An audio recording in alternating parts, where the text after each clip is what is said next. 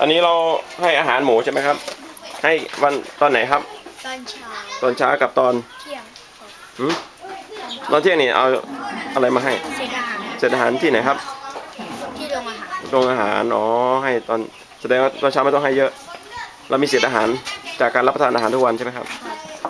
โอ้เยี่ยมมากเลยนะครับ